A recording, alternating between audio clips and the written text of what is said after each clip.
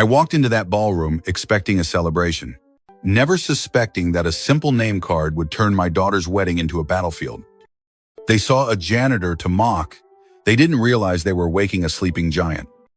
Have you ever been underestimated by people who thought they were untouchable? Share your thoughts below. Because for me, the war didn't start with a shout. It started the second I looked down at the table.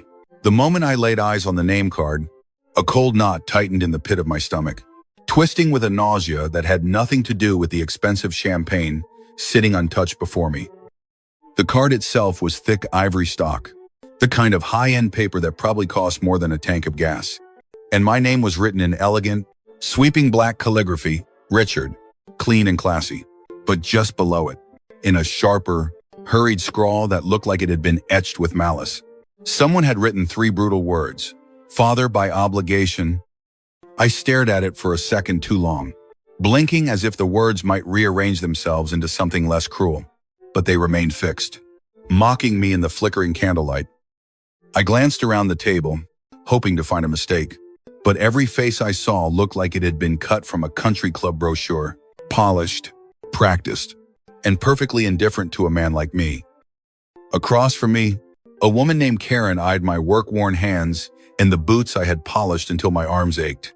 She offered a tight, half smile before leaning toward her husband to whisper something that made him laugh behind his manicured hand. To my right sat Blake, a guy in a tech bro vest who watched me with a kind of smug grin that made me want to break something. While from 2 seats down, I heard a younger voice mutter, "Guess they had to invite the janitor, Brody." He didn't even bother to whisper, and I knew instantly he was one of Jason Sterling's friends. I didn't say anything, didn't move. It just sat there staring at the card, like it might answer for whoever wrote that line. My mind racing back through 19 years of showing up. Sarah's mother had left before our daughter even had teeth, and I had changed every diaper, worked night shifts while she slept, fixed cars, cleaned bathrooms, and skipped every lunch I couldn't afford just so she could go on school trips. For nearly 2 decades, I had been everything but an obligation. Yet someone in this room, maybe more than one, had the audacity to label me as nothing more than a burden. I set the card down, willing my hands not to shake, and sat in the linen-covered chair feeling like I'd been sent to the wrong party, surrounded by strangers in custom suits and colognes that smelled like imported cedar and money. Everything felt tight: the air, the tie I didn't want to wear, and the judgmental looks that seemed to peel back my skin. Then I looked up toward the head table. Sarah stood across the room under the soft glow of the chandelier, a vision in a white silk dress with her hair curled just right. Her face lit up as Jason raised a glass beside her. His parents, Arthur and Elizabeth Sterling, were laughing like they owned the place. And maybe they did. Or maybe I never belonged here to begin with. I felt the urge to leave, to disappear before the humiliation could deepen. And I started to rise quietly, one hand on the table to steady myself, ready to slip out the back without a sound. But then the music cut off abruptly, the silence slicing through the cheerful hum of the room like a guillotine. The microphone crackled, and Sarah, who I realized was barefoot now, holding Jason's hand like it was broken glass, spoke into the sudden quiet. "I'm done," she said, her voice clear and unwavering. I froze, my hand still gripping the table, not sure if I had heard her correctly. The room shifted from a festive buzz to a stunned, suffocating silence as Sarah dropped those words into the microphone like a lit match. I was still paralyzed at the family table, surrounded by people who never once looked me in the eye unless it was to size me up, and now they were all staring at the stage. Before that moment, the wedding had been a perfectly orchestrated performance. A luxury magazine spread come to life with votive candles and champagne pyramids. But now the illusion was shattering. Arthur Sterling stood bolt upright, his eyes locked on his son, his face draining of color as he barked. And Jason? The groom looked like a man watching a slow-motion car crash, his mouth hanging open, completely frozen. "Sarah," Jason called out, his voice cracking with panic. "What are you doing?" She didn't answer him, didn't offer an explanation to the crowd, and she certainly didn't run. She simply let go of Jason's hand, turned her back on the Sterling family, and walked off the stage, her dress sweeping across the scattered flower petals as she headed straight toward me.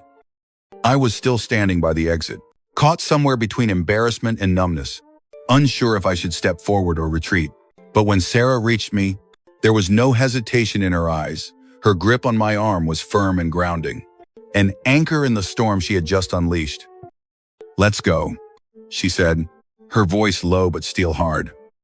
I looked at her, stunned, and whispered, "What's happening?" She didn't look back at the chaos erupting behind us, the murmurs turning into shouts. Elizabeth Sterling clutching her pearls, Jason standing alone at the altar. "I'll explain in the car," she replied, and just like that, she pulled me through the heavy double doors. We didn't say goodbye, didn't look back at the life she was supposed to start. And as we walked out into the cool air, leaving the murmurs of the Sterlings and their judgment behind, I realized my daughter wasn't just walking away from a wedding, she was walking away from them.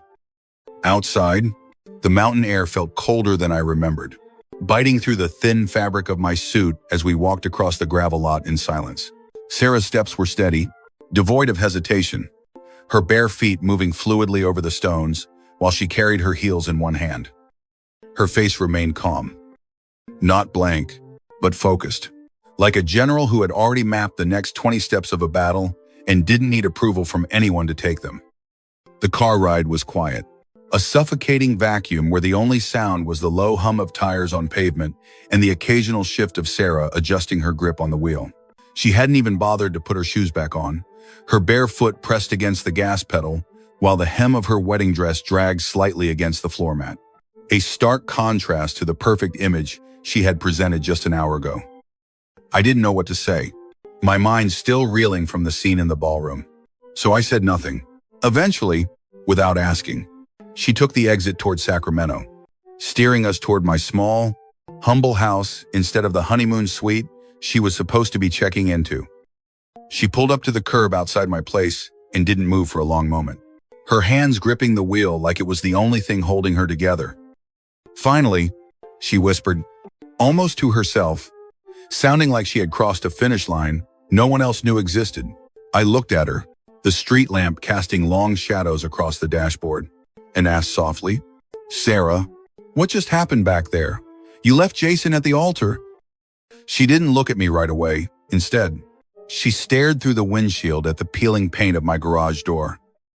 "I saw the name card before you did," she said, her voice devoid of emotion. "At the rehearsal dinner last night, it was already there." I blinked, confused. "Then why go through with any of it? Why put on the dress?" She finally turned to face me, and her eyes were clear, burning with a cold intelligence I hadn't seen before. "Because I had to be sure, Dad. I needed to know if they'd really let it happen, if they'd show me exactly who they are when they thought no one could touch them." I shook my head, still trying to process the sheer magnitude of the fallout. "Who? Jason?" "All of them," she said. "And they did." She reached into her clutch, pulled out her phone, and unlocked it. With no hesitation, she held it between us. "Watch." She handed me the phone like it weighed nothing. But the moment I looked down at the screen, the device felt heavy as lead. The video had already been queued up. There was no intro, just a shaky, candid shot of a bar, a loose tie, and a glass of scotch in the hand of Arthur Sterling. Arthur slurred on the screen, waving his drink slightly. "The guy's a glorified handyman, right? I've seen his house on Google Maps. It's barely above Section 8. Someone off camera laughed. A high, sharp sound that was unmistakably Elizabeth Sterling. Then her voice cut in, dripping with faux sympathy. "Don't be mean, Arthur. He's not a handyman. He's a janitor. Let's use his proper title." More laughter followed, distinct and cruel. Then the camera panned, and there he was, Jason, the man I had just watched raise a glass beside my daughter. He was smiling, grinning. "Afen." Jason leaned in, holding a beer, and said, "Can't wait to see her face when she figures out she could have had her real dad walk her down the aisle. You know, the one who doesn't mop floors for a living." The video cut off, but my heart didn't stop hammering against my ribs. I stared out the windshield. My jaw locked so tight it hurt, realizing that the humiliation wasn't an accident. It was their entertainment. Her real dad? I muttered, the words tasting like ash. Sarah nodded, taking the phone back. He left before I even got teeth, she said quietly. I told them that. I told them who raised me. They didn't care. My voice cracked, and I hated that it did. Why didn't you show me this before today? I could have stayed home. She shook her head. This wasn't just about me or you, Dad. I needed to know who I was marrying into. I needed proof, and now I have it. She reached into her clutch again, pulled out a small manila envelope, and dropped it in my lap. The prenup, she stated flatly. I never signed it. I opened the envelope to find a packet of papers. Legal filings, revisions, notes from lawyers. Not just unsigned, but completely reworked. My team went through it, she said. We sent back a counter-proposal. They ignored it. I looked at her, bewildered. You had a legal team? Since when? Since February, she replied calmly. Independent counsel. Confidential. Sarah, how long have you been planning this? I asked, flipping through pages that were time-stamped and notarized. She looked at me, really seeing me now. Since I started building something worth protecting, instead of elaborating, she unlocked her phone again and turned the screen toward me. A sleek, minimal homepage loaded with the header, Arta Biotech, predictive diagnostics for preventative care. That's your company? I asked, stunned. I'm the co-founder, she said. We just finished Series C funding. Valuation is sitting around $80 million. I blinked hard, the number echoing in the small cabin of the car. 80 million. My daughter had built an empire while I was breaking my back fixing engines, and I had no idea. You never told me? I whispered. She shrugged. Didn't want to jinx it. And I didn't want anyone thinking I got here because of them. Arthur, Elizabeth, Jason. None of them had a hand in this. They thought they were marrying up. Dad. They thought Jason was rescuing the poor girl. She turned to me, her expression fierce. And I let them think that, because when people show you who they are, sometimes it's better to let them dig their own grave. She reached under her seat and pulled out another envelope. This one thicker, heavier, and sealed tight. This, she said, sliding it into my hands, is where it really begins. Inside were stock certificates stamped and sealed, tied to a name I didn't recognize. Winterlight Holdings. Behind them were contracts and purchase records. These aren't just shares, Sarah explained as I stared at the documents. I control 37% of Sterling Medical as of last week. My breath hitched. Sterling Medical? That's impossible. It is when you've been buying quietly, piece by piece, through holding companies in Nevada and Delaware, she said. They never saw me coming. While they were arranging flower centerpieces, I was tracing their shell companies. She pointed to a page listing proxy agreements. I have Patricia Cole, Robert Hale, and Susan Ford backing me. That gives us 53%. Enough to call an emergency vote. And what do you need me for? I asked, my voice trembling slightly. You've already got the leverage. That was when she pulled a single sheet from the folder and slid it across the console. It was a proxy authorization form with my name, Richard, printed boldly at the top. I'm transferring my vote to you, she said. I froze. Me? Why? Because optics matter, Sarah replied without hesitation. If I lead this, they'll call me a bitter, runaway bride. But you're the man they mocked as a janitor, the man they thought was beneath them. If they are forced to answer to you, it'll choke them. They insulted the man who worked double shifts to keep the lights on. And now, Dad, you're going to be the one at the head of their table. I stared down at the paper, the pen lying beside it. Pride, rage, and fear swirled together in my chest. They had turned me into a punchline, but Sarah was handing me the hammer. I picked up the pen, my hands shaking slightly as I signed my name. The ink felt heavier than anything I'd ever held. Sarah watched me, then closed the folder with a sharp snap. "Board meeting is Thursday morning," she said, her eyes gleaming. "Be ready." The next morning, Sarah tossed me a garment bag with a tailored charcoal gray suit inside. "You'll thank me later," she said, her voice brisk and efficient, lacking any trace of the heartbreak one might expect from a woman who had just walked out on her own wedding. I pulled the suit on, the fabric stiff and foreign against my skin. For a man who had spent years in canvas, work pants, and boots that were designed to take a fall off a ladder, the wool felt like armor stolen from someone else's world. But when I buttoned the jacket and looked in the mirror, I didn't see a janitor anymore. I saw someone they were going to regret underestimating. On Thursday, we walked into Sterling Medical's headquarters at 9:04 a.m. Exactly 4 minutes after the board meeting had started. Sarah didn't knock. She simply pushed open the heavy frosted glass doors like she owned the building. And perhaps, in a way, she already did. Inside, 12 people turned at once. A long mahogany table stretched across the room, polished until the light from the windows danced across its surface, lined with crystal pitchers and neat agendas. At the head sat Arthur Sterling, his navy suit perfectly pressed, his face tightening into a mask of rage the moment he saw us.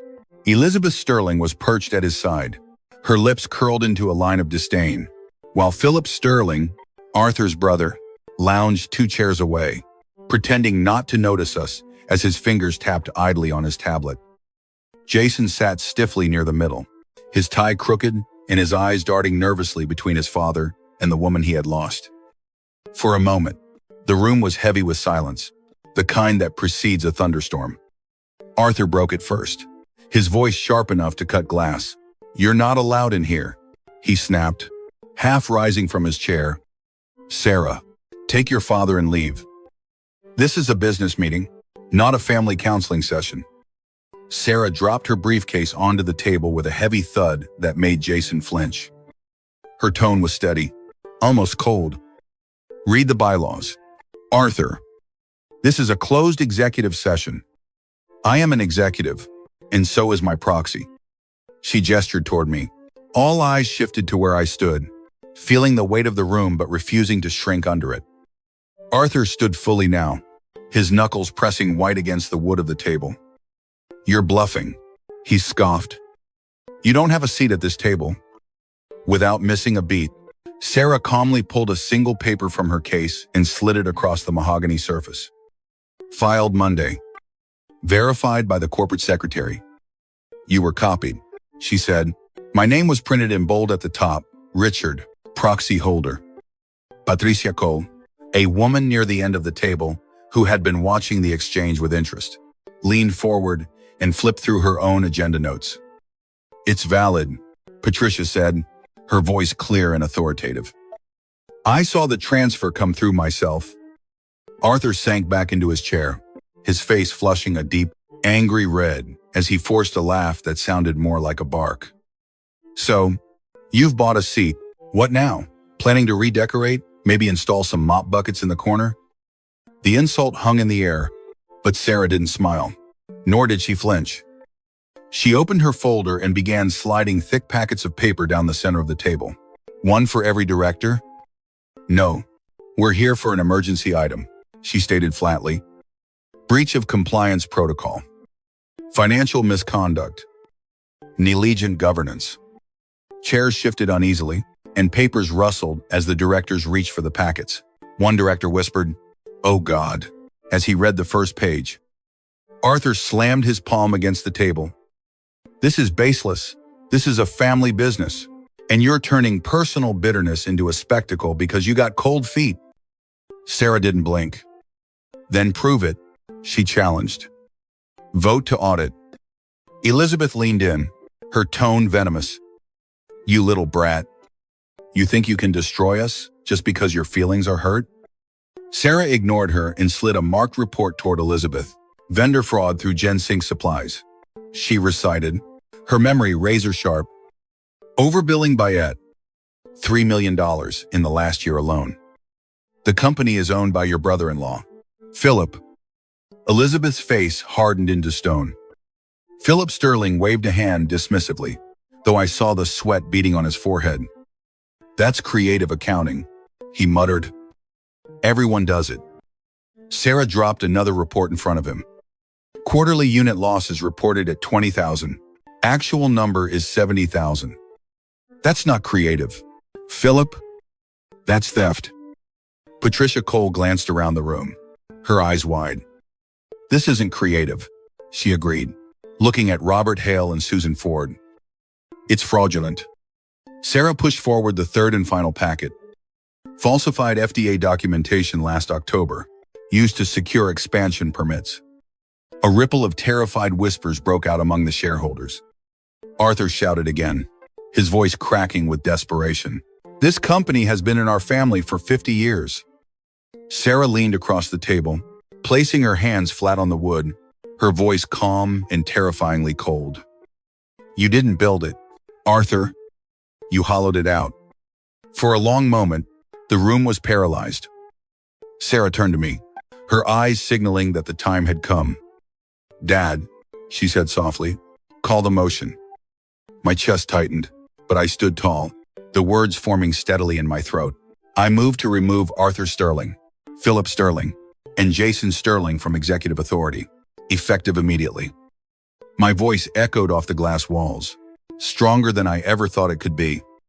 Patricia Cole didn't hesitate. I second, she said, raising her hand. All in favor? Hands lifted around the room. Hers. Robert Hale's. Susan Ford's. 3 other directors followed, and then 2 shareholders who had sat quietly until now raised theirs. 8 total. It was enough. Arthur's face drained of all color. You can't do this, he muttered, looking at the forest of hands raised against him. Sarah's tone cut like steel. We already have. Elizabeth shoved her chair back, the screech of legs against the floor, piercing the air. You'll regret this, she hissed at me. Philip looked frozen, his shoulders sagging in defeat. Jason swallowed hard, his eyes fixed on Sarah, pleading silently. Please, he whispered. Don't. But she didn't look at him. Sarah faced Patricia Cole. Final order of business. Interim chair appointment. Patricia nodded crisply, checking the bylaws one last time. Candidate, Richard. My knees almost buckled. Me, chair of the board, the same man they had mocked as a janitor, was about to lead them. Patricia's voice pressed on. All in favor? 8 hands rose again without hesitation. Motion carries, she declared, looking me in the eye. Congratulations, Chair Richard. The words rang in my ears, surreal and heavy. I didn't smile. I didn't speak. I just stood there in silence while Arthur shoved his chair back so hard it scraped the floor, leaving a mark on the wood he claimed to own. He stormed out, Elizabeth right behind him, her heels clicking in anger. Philip followed, head low, face pale. Jason stayed frozen for a second longer, his gaze locked on the papers in front of him as if wishing none of this was real, before he slowly stood and followed his family out the door. Patricia cleared her throat. We reconvene Thursday at 9 a.m. to set next steps. Chair Richard will preside. The room emptied slowly, the air still thick with the residue of the conflict. I remained standing, my hands flat against the polished wood, trying to steady my breathing as the reality of what we had just done washed over me. Sarah shut her briefcase, her expression steady, but her eyes burned with a quiet fire.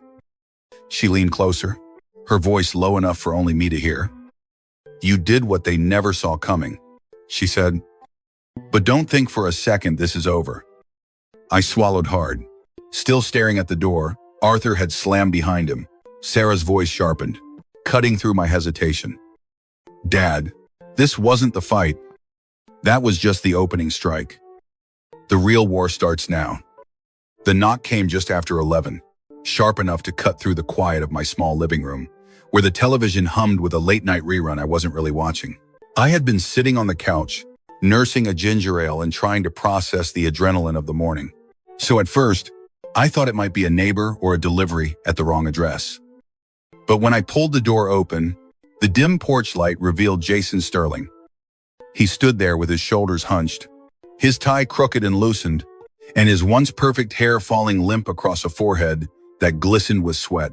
His eyes were bloodshot, ringed with dark circles of exhaustion, and he looked nothing like the polished, arrogant groom who had stood at the altar or the nervous executive I had seen in the boardroom just hours ago.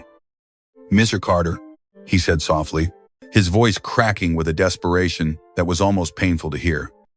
"Please, just give me 5 minutes. I need to talk to Sarah. I can't leave things like this." I didn't move right away. Instead, I leaned my shoulder into the door frame and crossed my arms, blocking his view of the sanctuary my house provided. 5 minutes. "Huh? You called me a prop?" "Jason, you stood there laughing while your family mocked my life, my work, and my existence. And now you're on my porch asking for time?" His face twisted, shame flickering across his features like a shadow. "It wasn't like that," he pleaded, taking a step forward only to stop when I didn't budge. "I didn't mean it. I was drunk. I was stupid. The pressure, my father, please, just let me explain." I stepped out far enough to pull the door halfway behind me, effectively sealing the entrance. The night air was cool, but the silence between us was heavier than the mountains themselves. "Explain," I repeated, my voice low and dangerous. "Explain how you laughed when your father called me a handyman, how your mother labeled me a janitor, or maybe you'll explain how you grinned while I read that card." "I know I should have said something," Jason stammered, running a hand through his messy hair. I froze. I didn't think it would go this far. "My dad, he's blaming me now. He says I ruined everything. I can't sleep. I can't think." I let out a low, dry laugh that held absolutely no humor. "Your father embarrassed himself.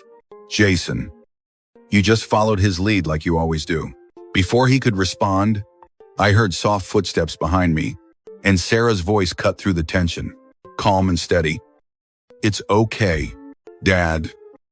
Let him talk."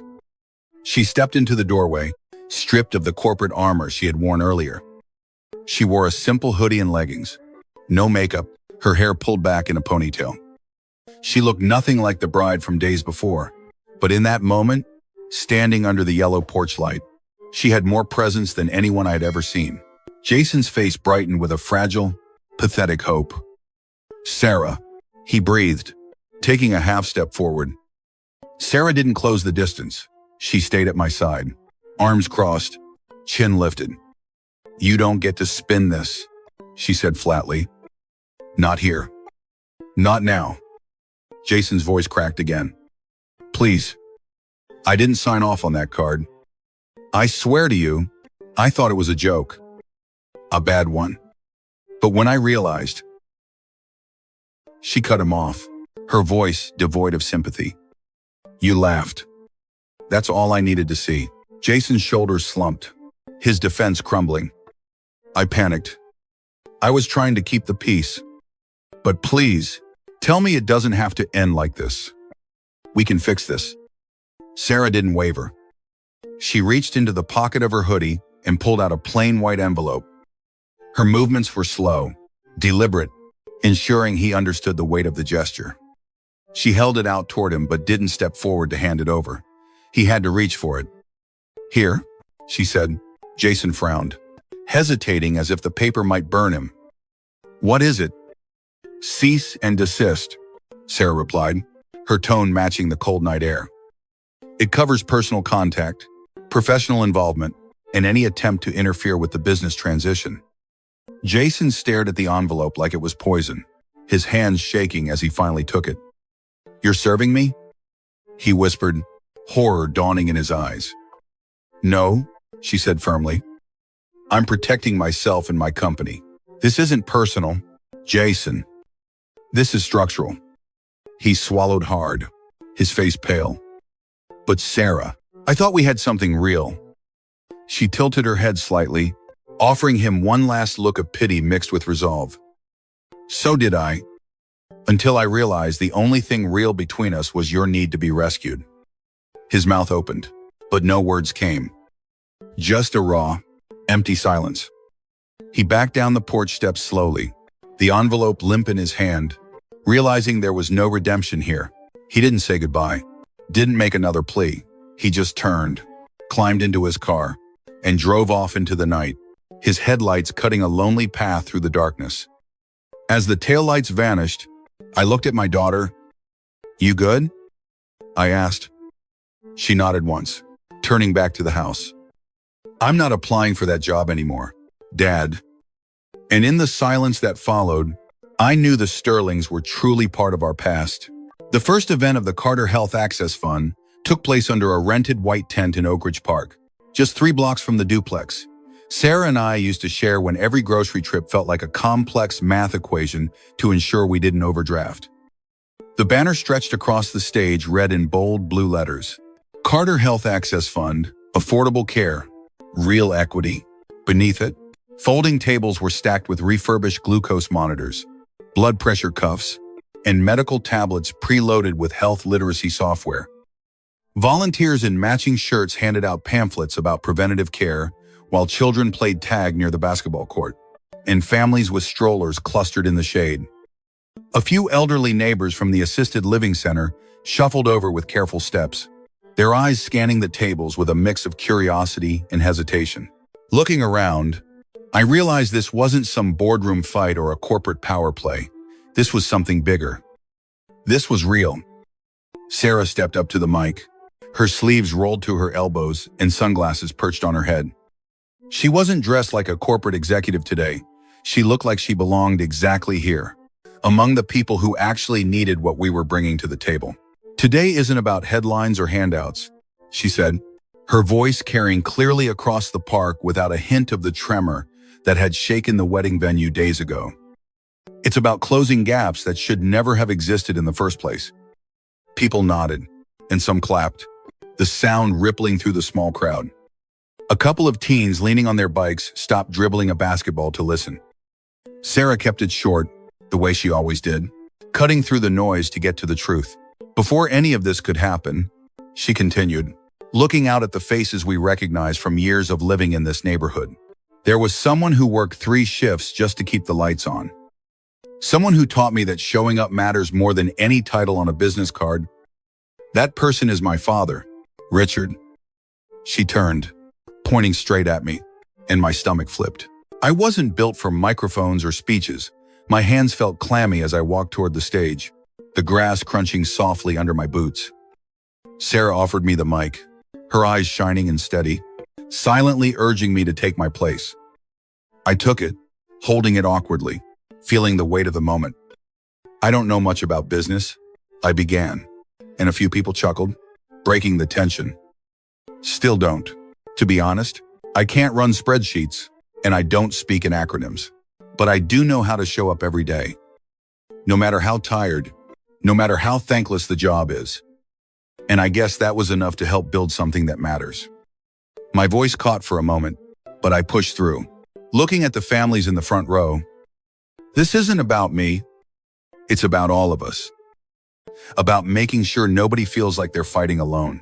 The applause that followed wasn't polite golf claps. It was real, grounded, and loud. Afterward, 3 teens approached me near the supply tables. Emma, wearing a hoodie with the words "Future Engineer" across the chest, looked me square in the eye. "I've never seen someone like me at a board table before," she said, her voice serious. I didn't know what to say to that, so I just nodded, feeling a lump in my throat. Marcus grinned shyly, shifting his weight. "Can I get a picture with you?" he asked, pulling out a cracked Android phone. I put an arm on his shoulder, smiled, and figured maybe that was enough. Mateo, the quietest of the 3, muttered, "My mom's diabetic. She's going to love this." I felt something catch in my chest. These weren't shareholders or directors looking for a dividend. These were the people we were doing it for. Later that day, a local Channel 8 news crew showed up. The anchor, Bradley Jones, stood in front of the banner while the camera rolled. Mechanic Dad turns corporate chair. The segment headline read on the monitor. They spelled my name wrong in the graphic. But for the first time in my life, I didn't care. When the cameras left, the tables were folded, and the volunteers packed up. The park emptied until it was just the two of us standing in the fading afternoon light. Sarah handed me a slim white envelope. "Open it," she said. Inside was a single key and a folded property deed. My eyes scanned the words, and both our names were on it. I looked up at her, confused. "What's this?" She smiled faintly, a genuine expression that reached her eyes. "New house, 3 bedrooms, corner lot, not far from here. Better plumbing." My throat tightened. "Sarah, this isn't repayment. You don't owe me." She cut me off gently. "I know. It's an upgrade for both of us. We don't have to move, but it's there if we want it." We stood together in the quiet park, the banner still swaying gently in the breeze. For the first time in a long time, I felt like maybe we weren't just surviving anymore. We were building, rebuilding, and reclaiming. Months later, the auditorium at UC Davis shimmered with polished glass walls and bright stage lights. Rows of business students filled the seats, notebooks open, pens ready. I sat in the front row wearing a dark tailored coat and shoes that still felt too new. My hands folded tightly in my lap. Sarah stood at the podium in a navy blazer, her hair pulled back, holding the room with the same quiet authority she had commanded in the boardroom. Her keynote was called Strategic Patience, Winning by Watching. I listened as she spoke about timing, leverage, and control of narrative. Concepts I had lived in practice without ever naming them. When the Q&A began, a student raised her hand and asked, "Who influenced your approach the most when you were starting out?" Sarah didn't hesitate. "I learned business from a man who never went to college," she said. "But he taught me cost, value, and return better than any textbook." Her eyes found me in the crowd, steady and sure. Afterward, as our town car pulled away from the campus and navigated the city traffic, neither of us spoke for a while. I stared out at the streets, memories pressing hard. The wedding, the boardroom, the park. Finally, I said quietly, "Sarah, you didn't have to do all this." She kept her gaze on the road ahead. "You're right. I didn't. I wanted to." A few minutes later, we hit a red light at the intersection by an old gas station where we used to fill up with quarters and dollar bills. That's when I saw it. A massive billboard loomed above, simple but powerful. White letters on a navy background read, "Integrity is inherited. Carter Health Access Fund." No flashy design, no logos, just words, just truth. I leaned back in the seat, closing my eyes for a moment. The noise, the fights, the insults from the Sterlings, they all faded. What remained wasn't revenge. It wasn't about humiliation or winning some old score. It was about reclaiming worth, about showing that the years of scraped knuckles and double shifts had built something solid. Sarah glanced at me, her voice softer than I'd heard in a long time. "This wasn't about burning their house down, Dad. It was about building ours stronger." I nodded slowly. Resolution, not revenge. That's what it felt like. And for the first time in years, I allowed myself to breathe.